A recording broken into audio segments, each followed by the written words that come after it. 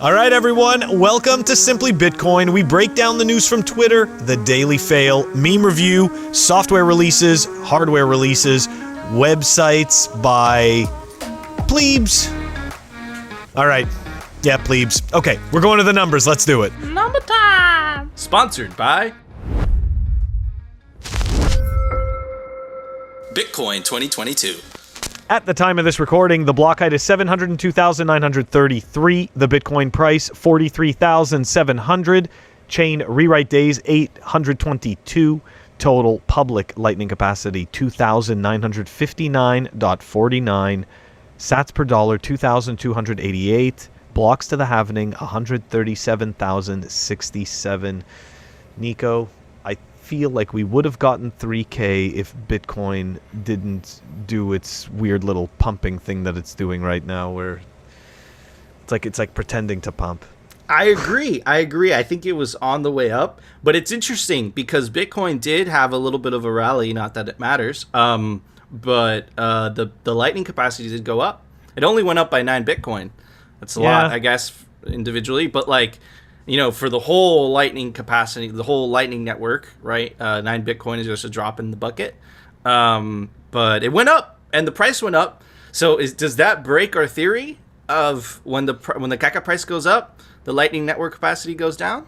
Did it break it? Or is it just one single data point's not enough? Yeah, one single data point's not enough, but not only that, I think you know what?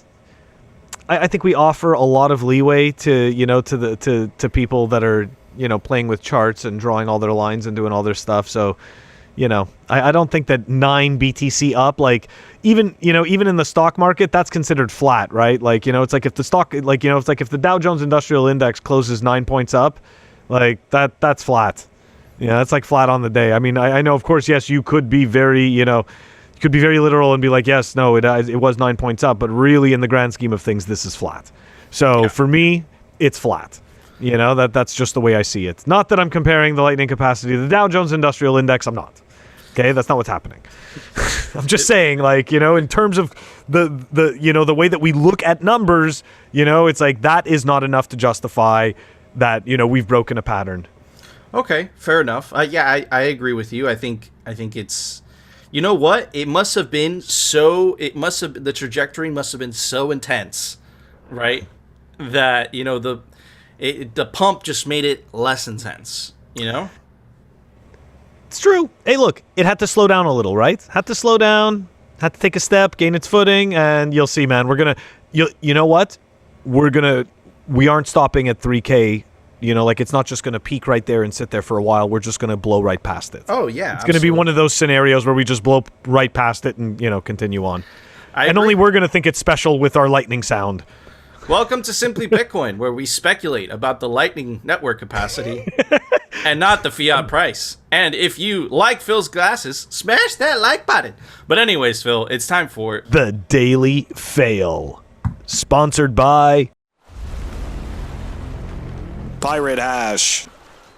All right, guys. I got 2 fails today. I dare you to say that guy's name. Yeah, no, I'm not even gonna. Maybe I'm gonna try, but I'm gonna just set the stage here. We got 2 fails. Okay, this one has to do with what's going on with inflation. Okay, and the second one obviously has to do with our favorite shitcoin parade. DeFi, or as Dennis called it yesterday, Scamfi, or as we lovingly refer to it as CFI. But it doesn't matter what we call it, it's all scams. Anyways, let's dive into this, though. This is about inflation, okay? So I don't even remember how I found this or whatever, but this was just a good tweet with a good thread, so I figured, you know what, let's dive into it, and it makes us all think. Here we go. This is from Inart Carlo Das? I don't know. Anyways, shout out to you. Good that you posted this. Let's dive in. From a trusted physical commodities trader, read and cry. Okay. So here we go. The situation in the commodity physical market is gone crazy. Suppliers have started to call force majeure. Okay. Now, hold on. I had no clue what force majeure meant. No clue. Like I said, I had no clue what force majeure meant. None at all. So, and I have no shame. I just go Google shit. Force majeure is a common clause in contracts which essentially frees both parties from liability or obligation. When an extraordinary event or circumstance beyond the control of the parties, such as a war, strike, riot, crime, epidemic, or sudden legal changes prevents one or both parties from fulfilling their obligations under the contract. Okay. Interesting. Let's go back to this. Okay. Suppliers have started to call force majeure on some alloys and makes the whole industrial processes very difficult. Magnesium and silicone prices gone mad, and it's impossible to buy any real quantities. The risk now is that good industrial companies have to shut down because they can't produce. A lot of companies are also sending around price increase notices justified by higher energy and alloy prices. End users have no choice but to accept the new prices and move on. I wonder how transitory this is. See, that was the key to me. Like that, I read through the whole thing, and right when I get to the bottom, I'm like, yeah, right? Because we're not seeing the entire ripple effect just yet, okay? There's a lot of... Anyways, you'll see. We're going to dive into the thread. Here we go. So we got Hodling Onward that responded, the company I work for is a downstream manufacturer of tech hardware, and boy, do I have stories about the internal calls we've had about our lead time and prices. And by the way, I work for a giant corporation, and I can tell you, this is very accurate, okay? There's a lot of very interesting calls going on, all right? Anyways, this is not transitory. Oh, sorry. This is from at Catch the Wave. Catch the Wave, like that. All right, this is not transitory.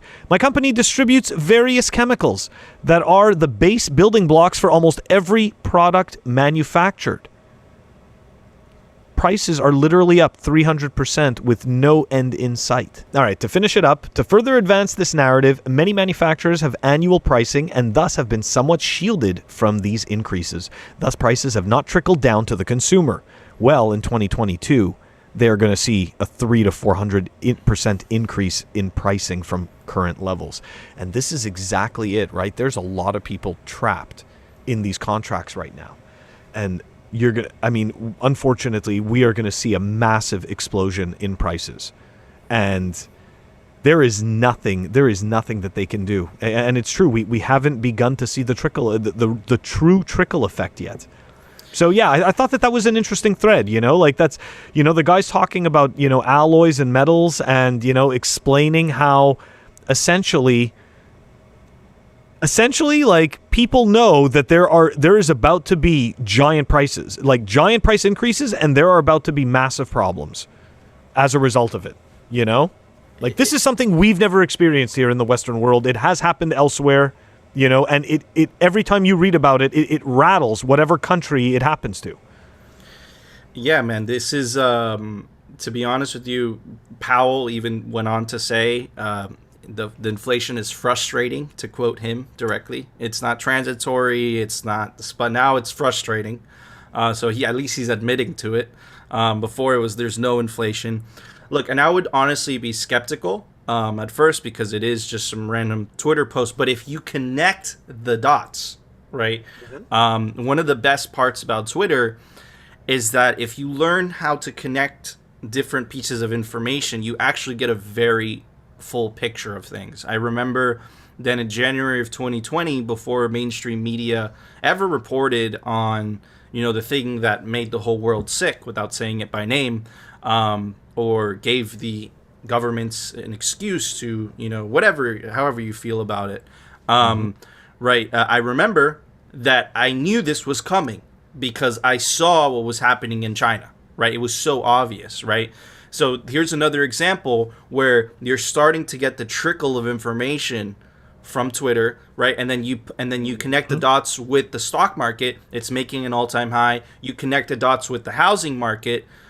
Houses are making an all-time high. What you're seeing is people trying to store value in things, right? Because the currency is losing tremendous amounts of value very quickly. So you have people fleeing to assets, or they're trying to find hard assets, right? So, man, you're seeing that with with the metal market in this example, right? And dude, you're seeing this all over the place, right? Now here's the good news, right? Because this is a Bitcoin show after all. This is very good for Bitcoin.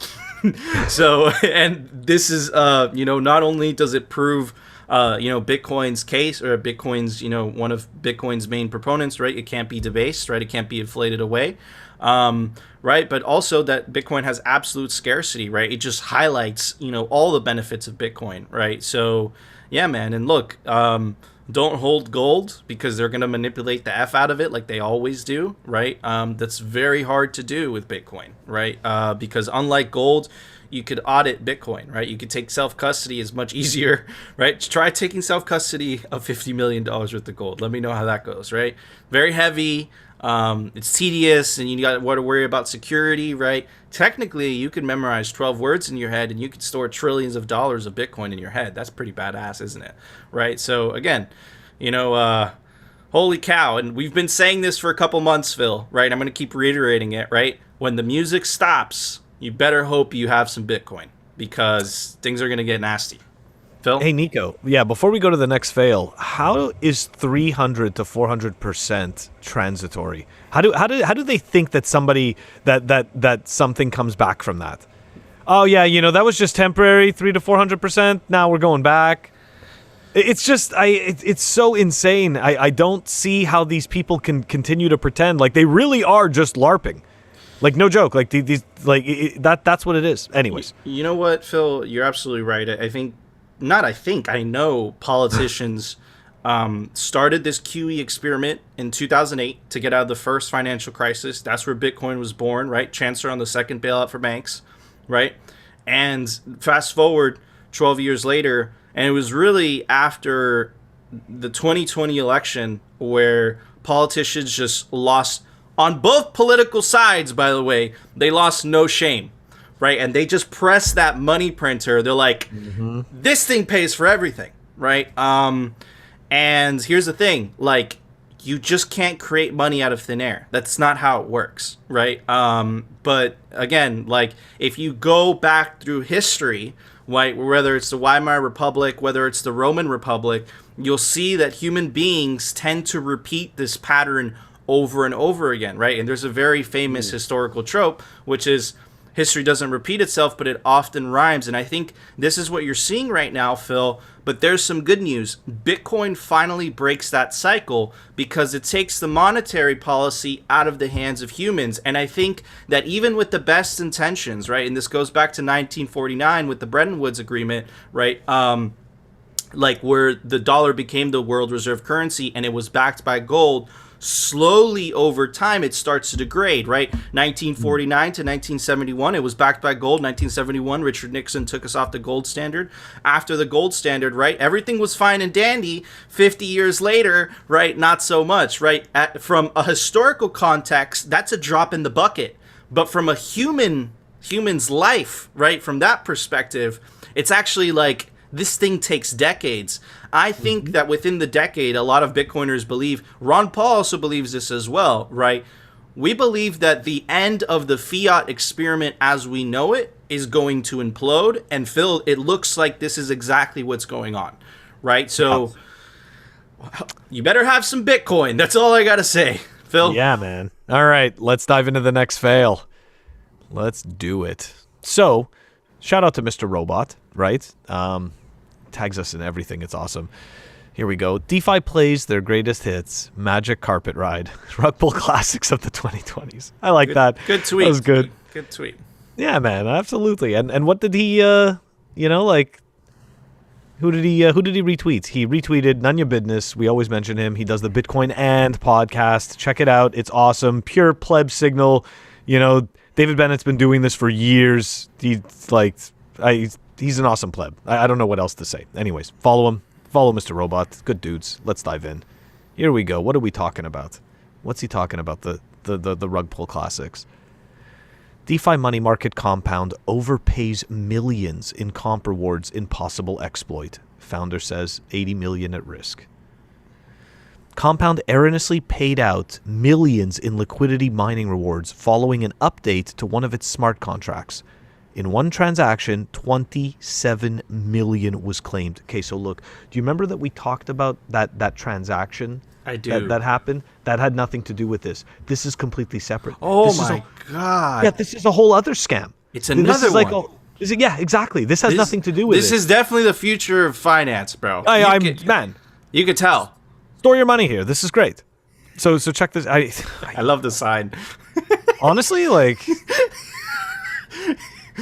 who takes these people seriously? Good Like, job, really? CoinDesk. Picture phenomenal. Actually did a good job with that picture. Okay. It's a good picture. Here we go. In a possible exploit on Wednesday night, decentralized money market compound. See, so we know for a fact that it's completely different than the other one because the other one happened several days ago. That's okay. freaking crazy. It's completely different. That is crazy. Crazy. Yeah. In a possible exploit, the other one was a gas fee, right? An Ethereum gas fee, right, of 20 some odd $1 million. This one is, you'll see what this is. This is garbage. In a possible exploit on Wednesday night, decentralized money market compound has been erroneously paying out millions of dollars in comp tokens intended as liquidity mining rewards. Twitter user NapJenner first flagged the issue, pointing to 3 Ethereum transactions showing users receiving a total of 15 million in comp tokens in exchange for borrowing and supplying tiny quantities of tokens, including USDC, ETH, and DAI. Okay?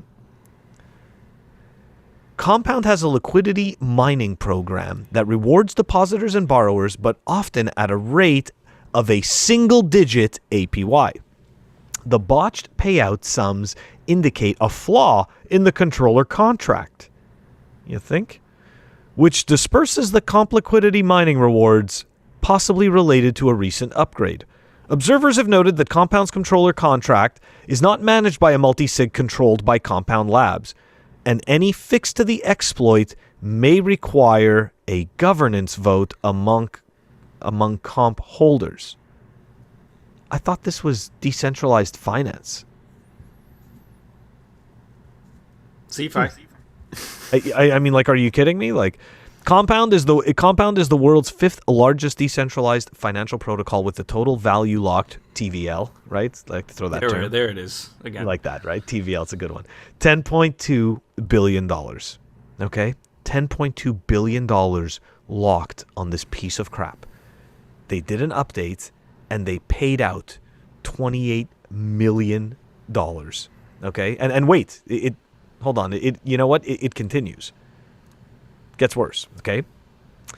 So there's no admin controls or community tools to disable the comp distribution. Any changes to the protocol require a 7-day governance process to make their way into production. Sounds like it's all just being centrally managed to me. I don't know. Labs and members of the community are evaluating potential steps to patch the comp distribution. Here we go. Shortly after Leshner's tweet at 1:38 UTC on Thursday, some 91,000 comp tokens worth 27 million were claimed in a single transaction. The user appears to have supplied, this is the best part, the user appears to have supplied $0 in crypto assets to the platform. They paid $154.77 in gas fees to take in their dubious haul. I want you to think about this. They paid $154 to steal $27 million. Okay?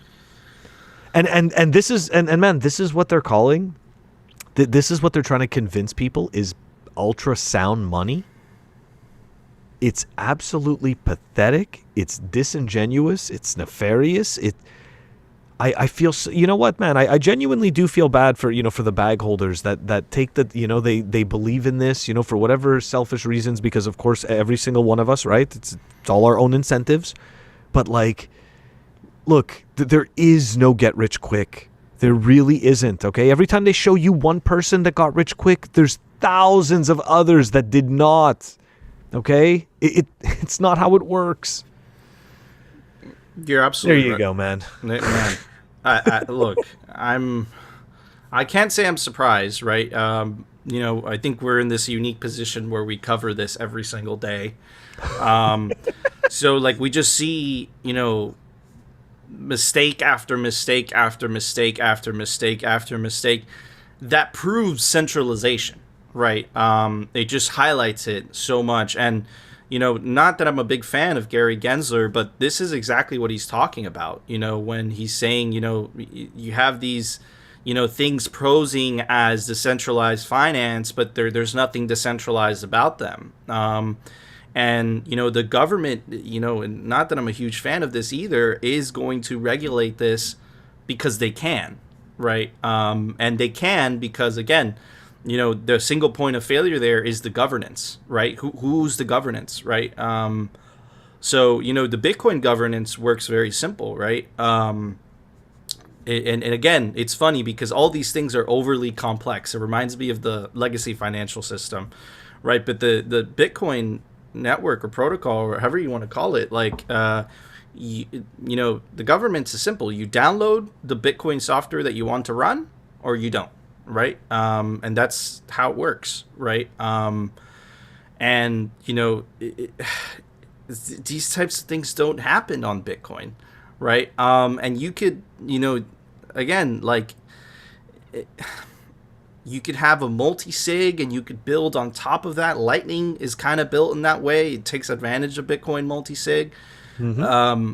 But this is just another example of a smart contract, right, on Ethereum, that they say that it's secure, that it's this, that it's that, but it like, how many examples do we have to go through, right? We've been doing this for a year and change now, of like example after example, rug pull after rug pull, of showing you that not only are these smart contracts not secure, they're heavily centralized because the person that created the smart contract is essentially God, right? And that isn't the case here, right?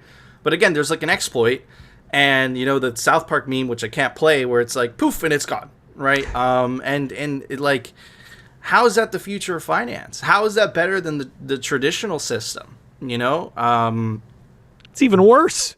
Yeah, it's even worse, dude. It's even worse, right? So I don't see this as a step forward. I see this, if anything, as a step backward. But most importantly, put my opinion aside, right? Because it doesn't matter what I think, right? At the end of the day, because it's centralized, right, there's weakness there. And I think that governments are going to exploit that weakness, to their advantage, whether that's, unfair regulations, whether, whether you believe in fair regulation, I don't know, that's up to you, right? But governments are going to go after the weakest link, right? And the weakest link there is the centralization aspect of this, right? Yes.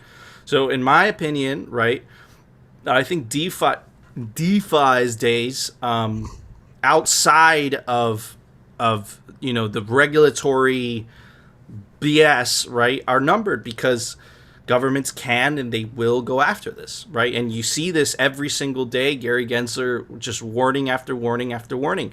Now, could he go after Bitcoin? Absolutely. But the issue that they're going to have, right, and Satoshi Nakamoto even said this as well, right, is that Bitcoin is decentralized. You can go after it all you want, right? But what head do you have to cut off, right? So there's a major difference there.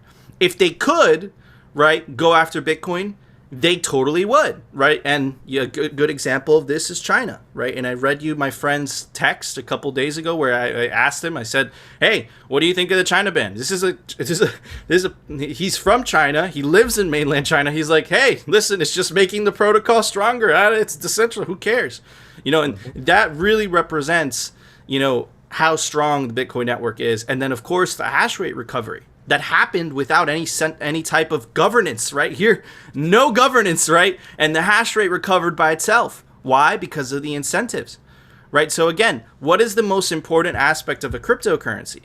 It's decentralization, right? Where DeFi and a lot of these shitcoins, they focus on the tech narrative and they try to set you on the tech narrative, right? Whether that's Cardano, right? Where it's like, it's peer-reviewed, it's good for the environment, whatever. Cardano, right? I have to say it. It kills me. Shout out Yellow. Laughing about it all day. Incredible meme. But yeah, look, we've been covering this. It doesn't surprise me, dude. It's another fucking rug pull shitcoin, and yeah, man, just put your money in Bitcoin, guys. It's that simple. But anyways, Phil, it's time for the Daily Meme Review, sponsored by Citadel 21. All right, we got the first video in a long time, brought to us by a fellow plebe, chairforce_BTC. This was the man that started the viral meme, laser ray into 100K. Yes, that is him. But anyways, let's check out his meme. What it's like to trade a shitcoin casino.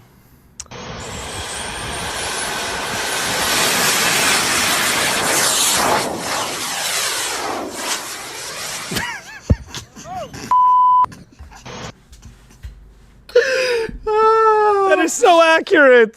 First of all, like, I don't know if you noticed, but first, it's a small plane, right? You're thinking, oh, it's a big plane, but then it's a small plane.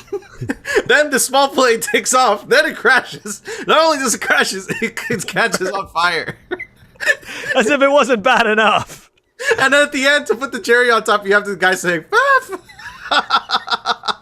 amazing, amazing. And for that amazing meme, shout out to BTC Pins. I got your care package today. I'm going to give it the Cyber Hornet pin, Booyakasha. What about you, Phil? Sick. That's awesome. All right, yeah, this meme definitely deserves some of the big guns. And speaking of which, I am giving it. It's a Bit Piggy. Oh, that's right. Bit Piggies. Those are made by Fartface2k, fellow Bitcoiner, and Toxic Pleb. And it's kind of low key, but it's a good dude. And we kind of know each other from 2017. So you guys we went through the bear market. We went through the bear market together, and everybody was dumping on Bitcoin, but there was like, a nice small little group of people that just sat there stacking and talking about Lightning and learning about, what's happening. So remember, guys, that's right. Your friends in Bitcoin are not made during the bull market. They're made during the bear market, right? Yep. It's the people that stick around, and through that pain and suffering is where friendships are born. So yeah, man. And BitPiggy, man, shout out to him. Makes some awesome stuff. But anyways, Phil, it's time for the Daily News, sponsored by Crypto Cloaks. We were asked about CBDCs, or the central bank digital currencies, and their impact on stablecoin and other cryptocurrencies. And you stated, and I think I quote you correctly here, you wouldn't need stablecoins, you wouldn't need cryptocurrencies if you had a digital U.S. currency. So, Mr. Chairman, as a matter of policy, is it your intention to ban or limit the use of cryptocurrencies like we're seeing in China? No, and I immediately realized I had misspoken there. I didn't mean that take the word cryptocurrency out of that sentence, and I would say it's fairly widely understood that central bank digital currencies could perform could make. But no intention to ban. Less. No intention to ban. No intention to ban them, but they're, the stable coins are like money market funds. They're like bank deposits, but they're to some extent outside the regulatory perimeter, and it's appropriate that they be regulated. Same activity, same regulation. Okay, so again, we've been saying it, right? The government is going to go after stablecoins because they can, right? Now, again, you guys might have missed this, okay? But here's the signal. You have an elected official asking a banker whether Bitcoin is going to be legal or not in the US. What the fuck is that about? It really shows who's really calling the shots, huh? And Phil's on mute. Sorry, I was saying, do we understand who the masters are? It's the central bankers. It slipped. Why do you have an elected official who's supposedly responsible for making the laws asking a non-elected, an appointed official of a central bank if Bitcoin is going to be legal or not in the US? Is that how it works? I'm confused. Because everyone was rejoicing on Twitter, but then I kind of had like a, double glance moment. I was like, wait a second. I'm confused. Why is he asking him? Shouldn't it be the other way around? This is the wrong dynamic. This is the wrong power dynamic. But this is what happens, right? When you're held hostage by the central banks and the money printing. And this is exactly what's happening to us. This is what's happened to the majority of the world. This is one of the, to be honest, we're going to put on the tinfoil hat. This is one of the reasons that certain countries are demonized, okay? has nothing to do with any of their practices or anything like that. It truly has to do with the fact that they will not take the central bankers' handouts. Handouts for slavery, let's be honest. They hand you the money, and they only demand your land and your people.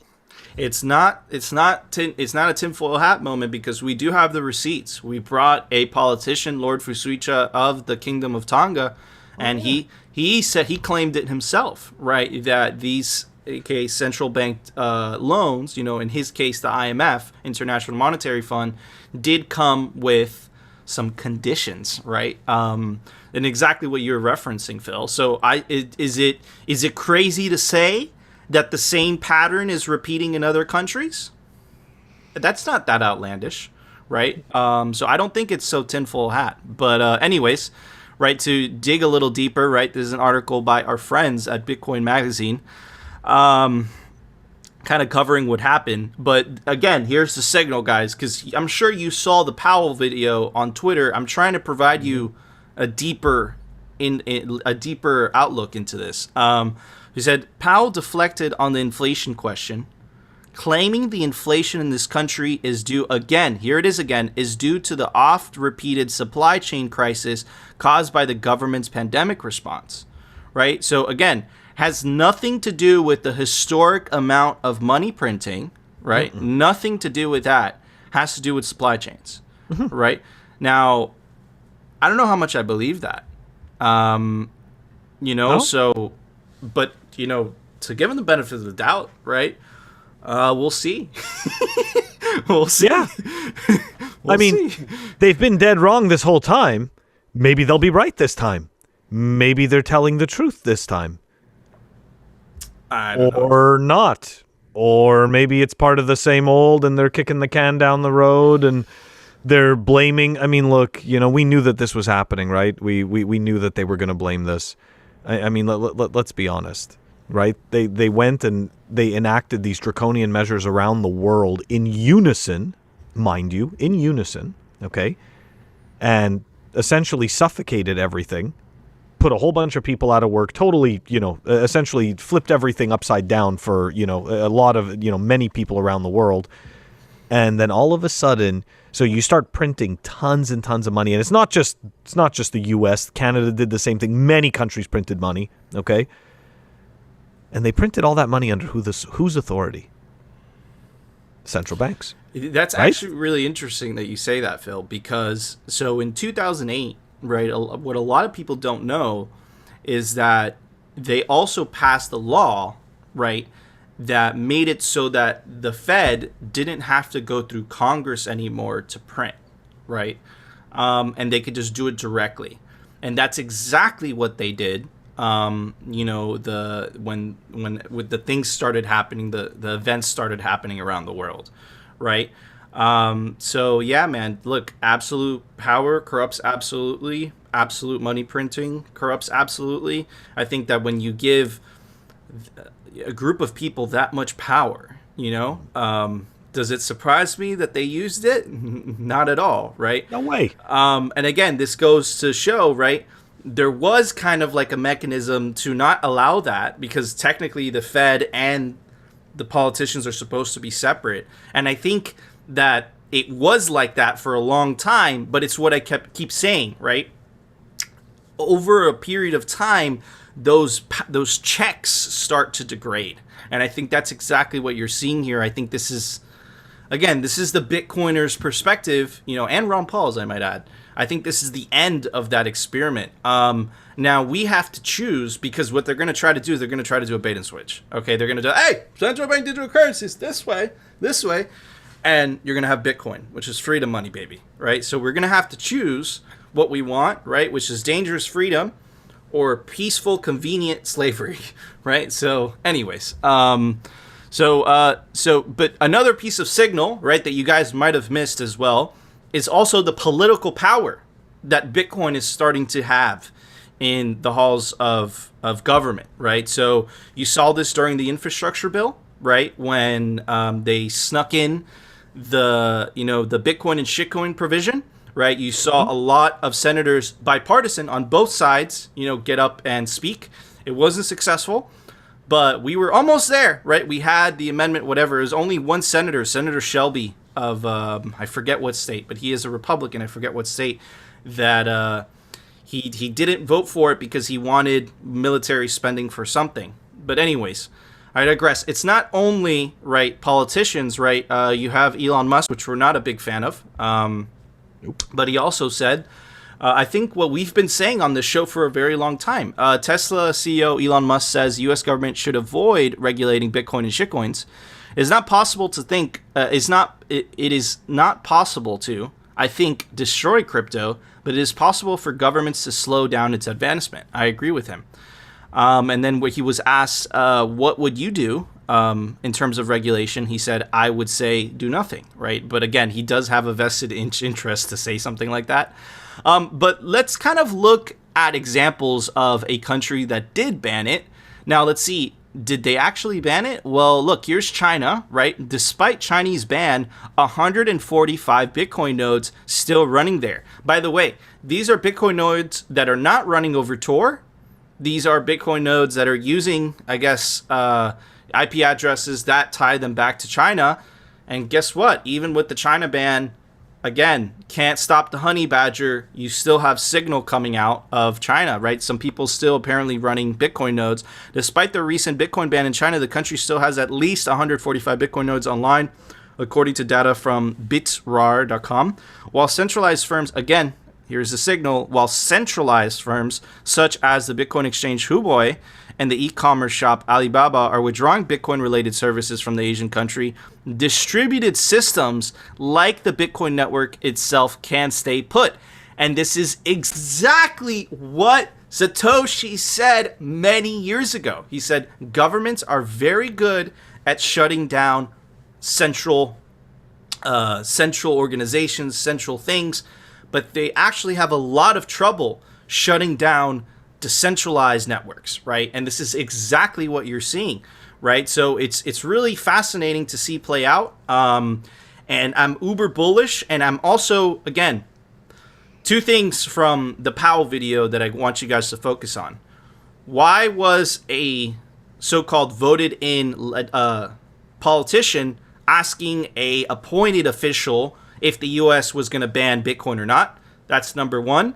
Number two, I want you to focus on is, look, even after the China ban, Honey Badger keeps on going. Phil?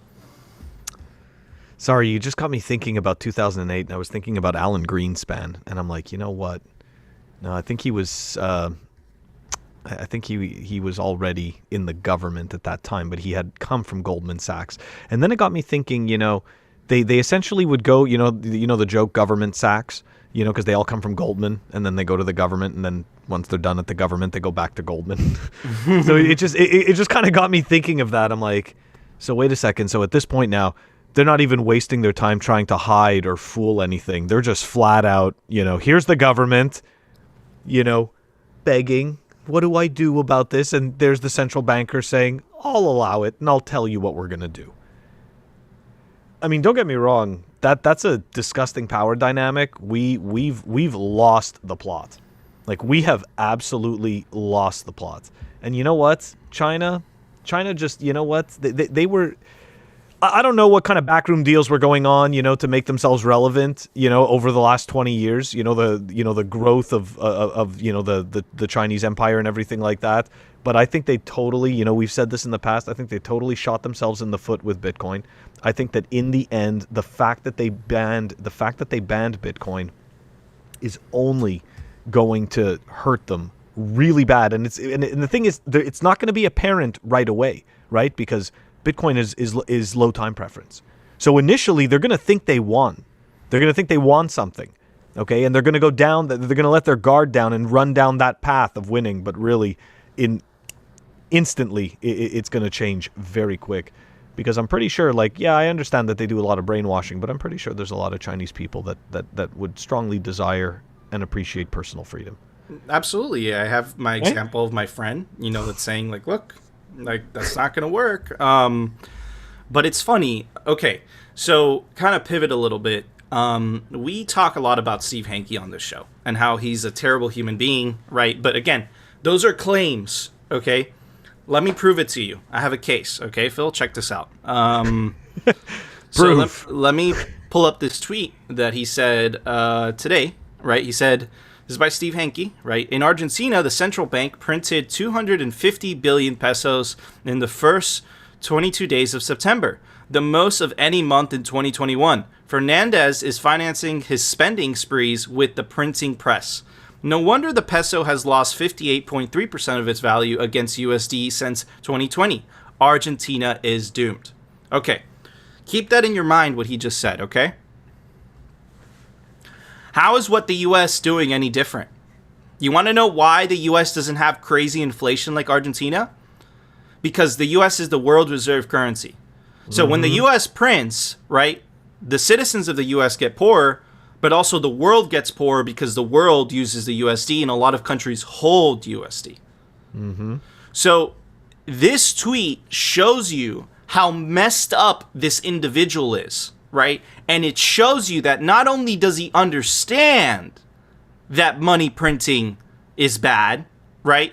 He's showing you that it's okay if the US does it, but it's not okay if another government does it. So he doesn't really care.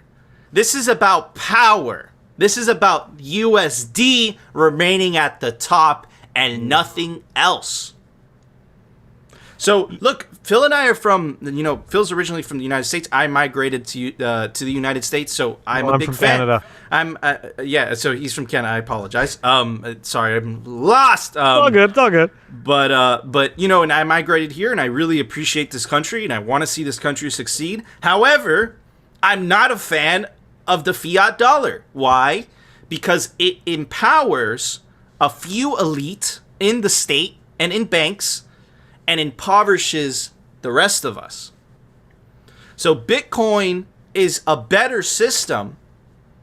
Steve Hanke's aware that printing money is bad, but he's still giving shit to Bitcoin because it's a threat to his power.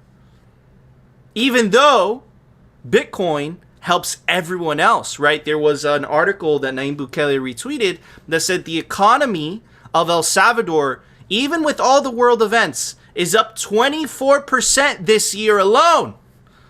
But wait a second. Hold on. If you were at least listening to Mr. Hanke, apparently El Salvador is supposed to be on fire. What the F is going on there?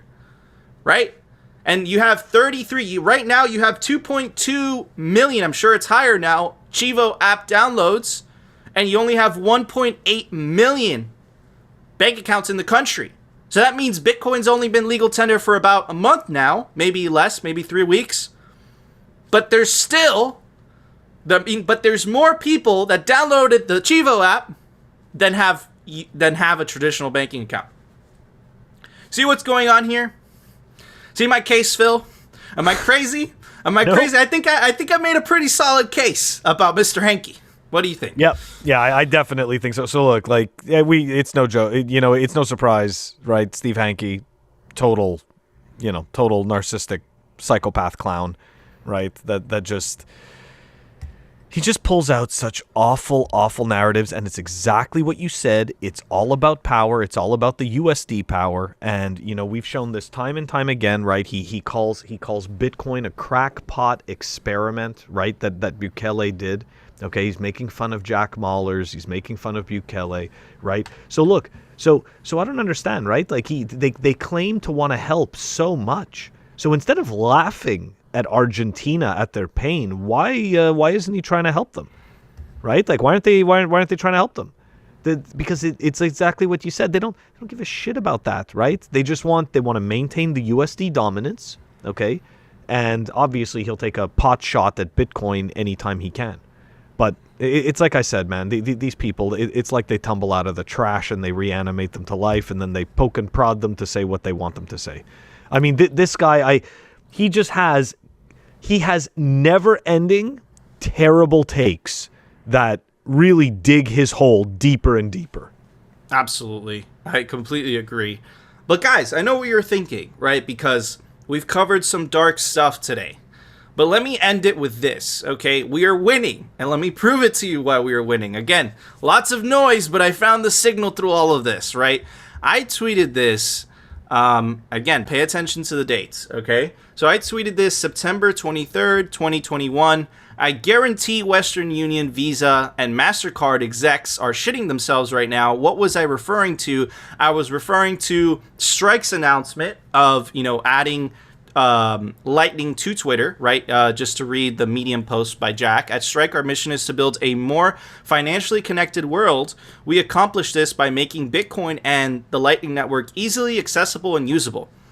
And then he, goes on to make the announcement, right? What the hell am I talking about, right? Kind of skip to this part. Internet companies can't deliver financial experiences to their users on a singular global standard in the same way they can communicate.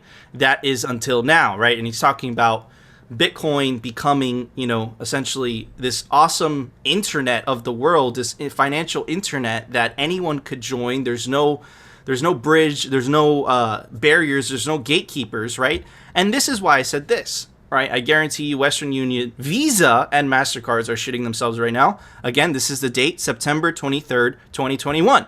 Well, Visa came out with this article, September 30th, making digital currency interoperable.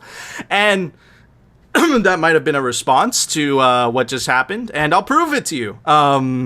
So maybe I can't prove it to you smoking gun, but maybe I could, show you some things and then you guys be the judge, okay? Imagine splitting the check with your friends when everyone's at the table is using a different type of money. Some using a central bank digital currency like Sweden's e-krona. Again, lots of signal here.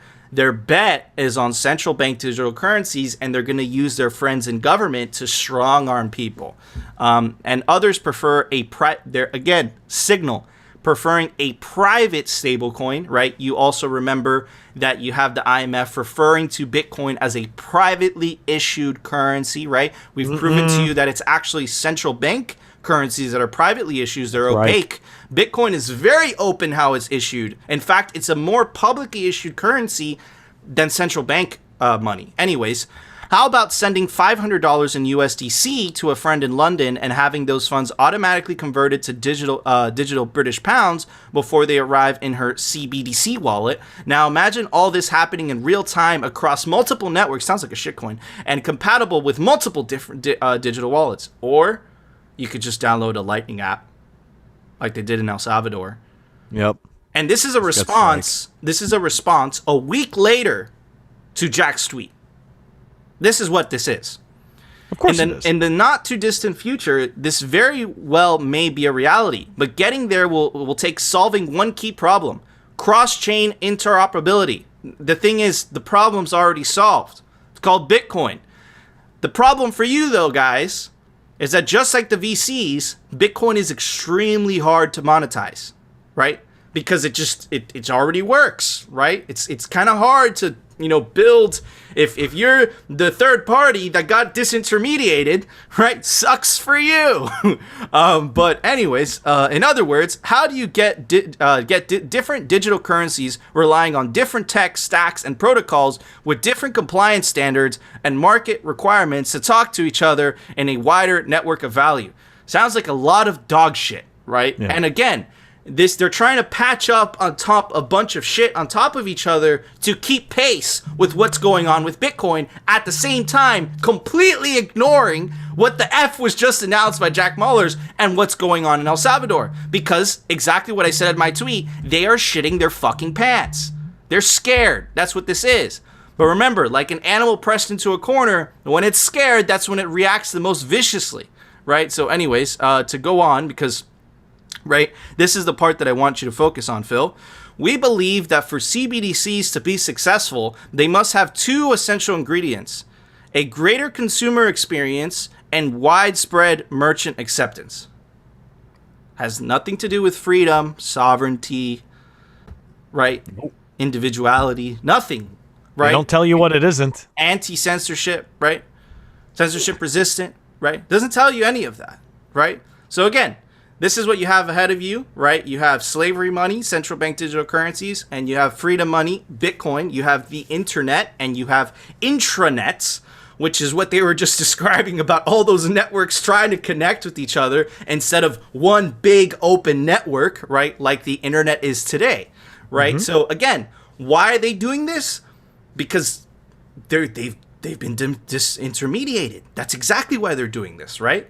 Like, how does Visa compete with some kid in his boxers making a Lightning app for free, right? So that you can transact for minimal fees. How do they make money?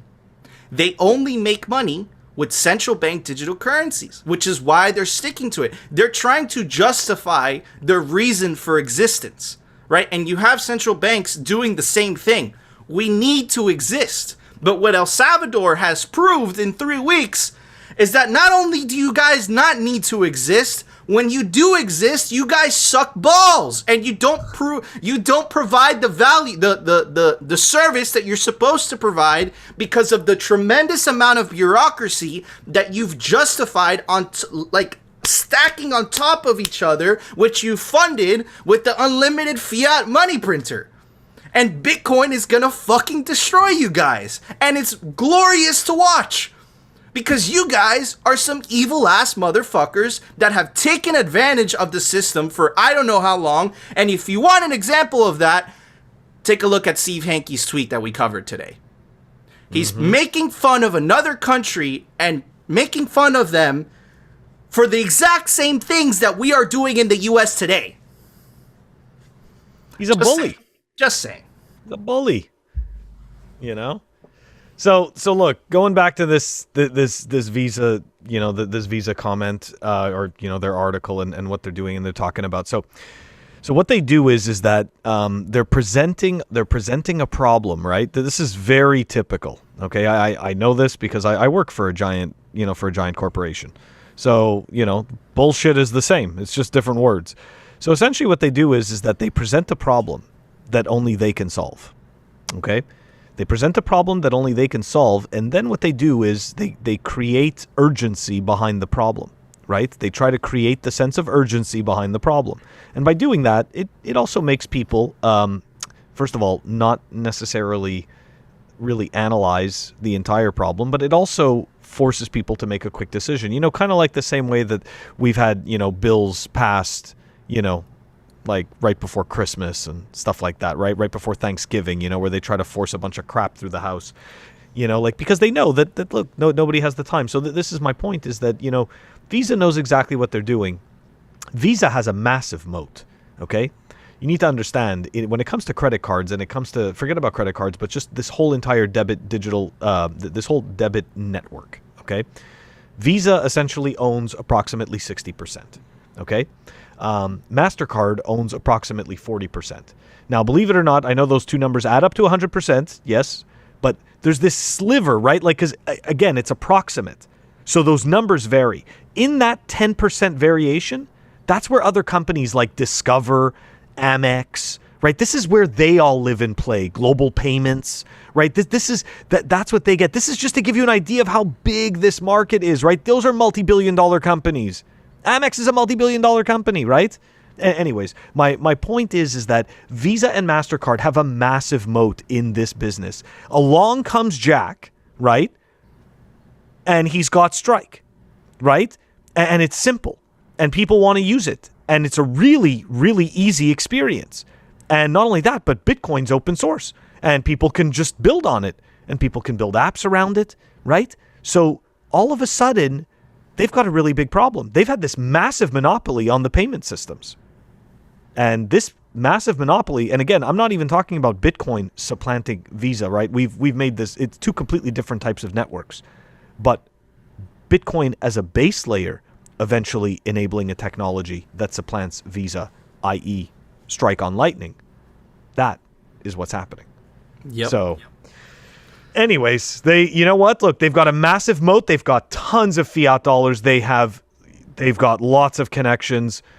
This is, look, get some popcorn. We're in for a ride. We're in for a hell of a They are not just gonna. They're not just gonna die, right? Like they're not just gonna give up and say, "All right, you know what? We're done." We are in for a hell of a fight. If you don't believe me, check out what the cigarette companies did in terms of trying to censor in terms of, oh, this isn't bad for your health, right? Again, that whole process took a decade or more, right, of lies. You know, the car industry did the same thing with seatbelts, right? They fought against it for a long time. So when you have a very well-funded company, right, initially, they're going to use that funding to try to fight back. Inevitably, right, the inevitable happens, right? But initially, they're going to fight back. And they're going to team up with the state, right, to justify central bank digital currencies. And what they're going to try to convince you all, right, is that the bureaucracy that they've established, the systems, right, are necessary for the world not to burn down. But what El Salvador is proving is that they're not. And everyone's happy. And it's quick. And open systems work, right? So again, what happens when you have people like me and Phil, you have people like Jack, that are like, listen, we're willing to contribute for free, right? Versus a company that's doing this for profit. What happens, right?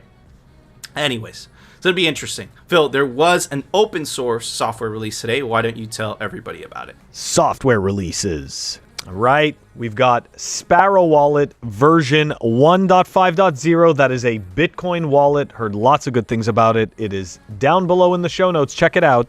Awesome. Thank you, Phil. All right, guys, that was our show. Before we go, buy your tickets to Bitcoin 2022. It's the biggest Bitcoin conference of the year. It's going to be awesome. Tremendous amounts of speakers. Phil and I are going to try to make it this year. Also, check out CryptoCloaks.com for the best Bitcoin 3D printed merch. Check out Citadel 21 for the best Bitcoin cultural zine.